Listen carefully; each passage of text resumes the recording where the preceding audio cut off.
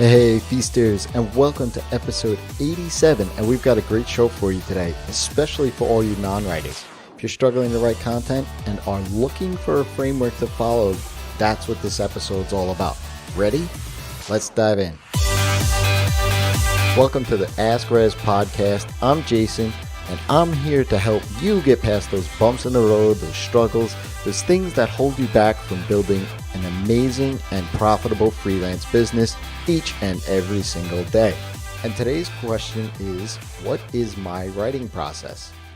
See, I was on a Feast monthly roundup call and Gwen asked me this question. And I thought that considering I don't consider myself a great writer, that maybe you would get some benefit out of this answer. See, the monthly roundup call is an open forum call inside of the Feast membership website that we have each and every single month. If you want to find out more about what Feast is all about and how it can help your freelance business define your niche, build processes and systems, and get recurring revenue so that you can live your life away from the screen, go to rezzz.com/feast for more details. But that's not what this is about, right? Gwen had been reading my content for quite some time, and I thought that it must take quite a bit of effort and research and writing for me to publish an article. She knew that I don't fancy myself as a writer and that I must have some secret sauce to share. Well, like I told Gwen, it does take time, thought, and effort to publish something. But let me share with you my process and how I think about writing my content, whether it's a blog post, a podcast, or something, on the socials like Quora. First thing is, it has to provide value to someone. Otherwise, it's just filler. And that's not the type of content that I want to push out there. I enjoy reading, listening to, or watching something that I can actually learn something from and then walk away with it to actually take action on it. So that's what I try to write and speak to. There are several folks out there online that I follow, like Brian Harris and some other folks that do this sort of tactical writing and content producing. Number 2 is know who I'm talking to. You are listening to this episode because you're curious about writing in some form or fashion.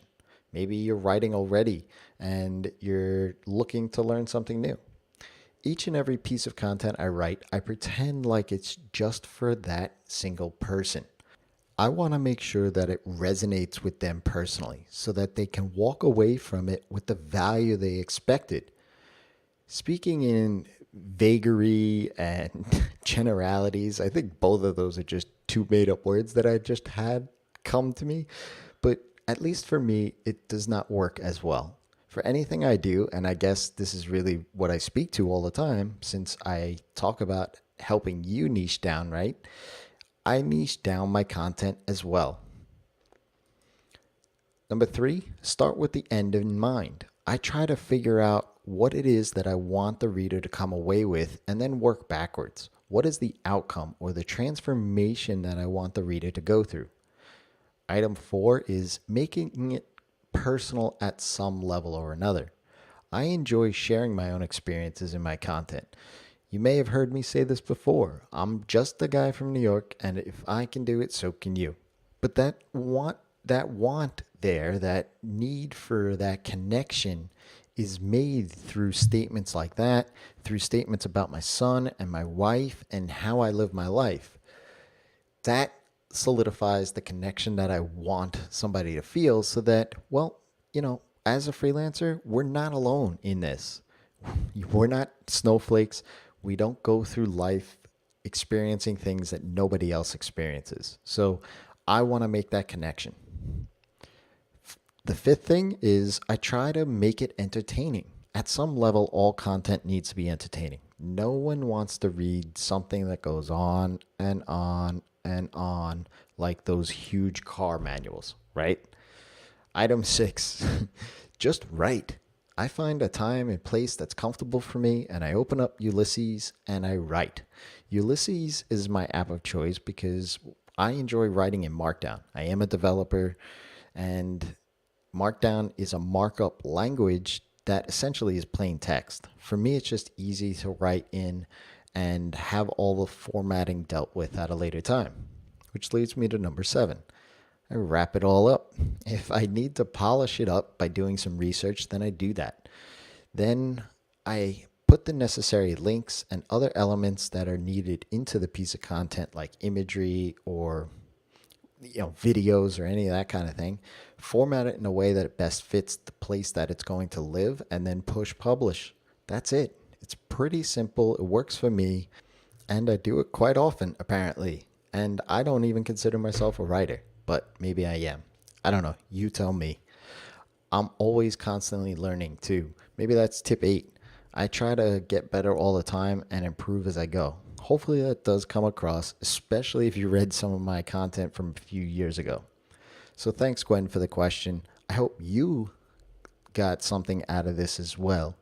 Gwen does some amazing work for her clients where she helps her clients in making their websites accomplish their business goals through strategy and implementation. Go to webaccessllc.com and I'll put that link in the show notes for more information on how maybe you can connect with Gwen and she can help you with your business. If you have a question, ask Rezzz. That's me, by dropping me a tweet, an email, or go ahead and leave a 5-star review in iTunes, and I'll be happy to answer it for you. Or if you don't want to leave a review, just click 5 stars, and that will help the podcast be found by other freelancers like yourself. Until next time, it's your time to live in the feast.